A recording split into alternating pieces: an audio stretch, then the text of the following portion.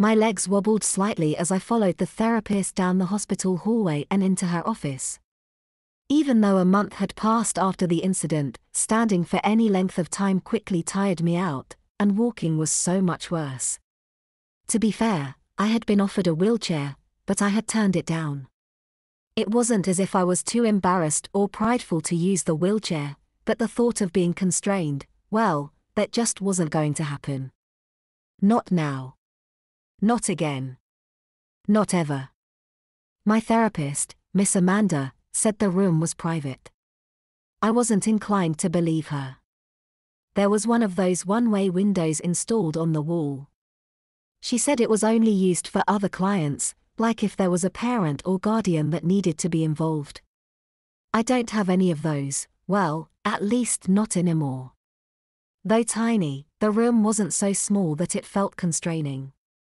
The room was muted, with only few splashes of color. A light brown leather couch with a couple of bright, plush pillows sat along the wall opposite the fake window. The far wall had a large, flat-screen TV inside of a wood cabinet.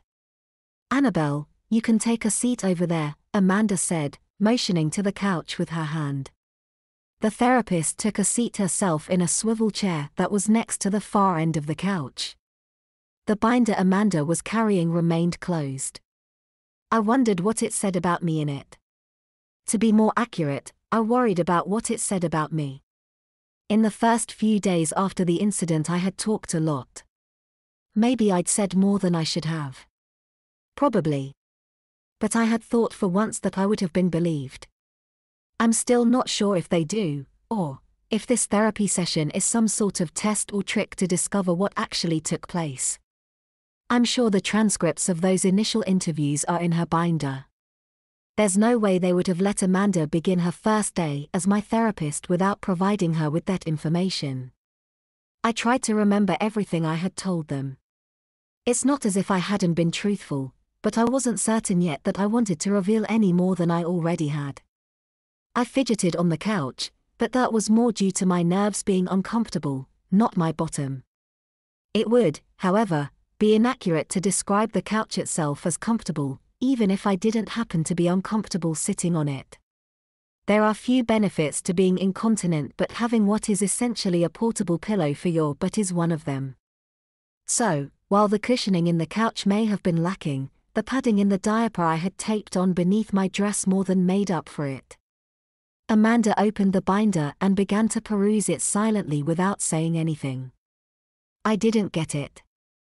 Was this some kind of trick into getting me to talk?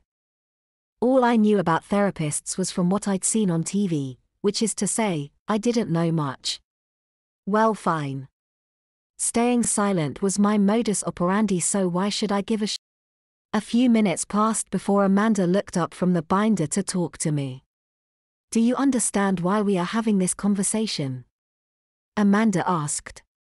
"Because some judge is worried that I might be a danger to society." That isn't what I said to Amanda though. I just shrugged nonchalantly. "Let's start by talking about how you're feeling right now." "Talk about my feelings?" "I don't know.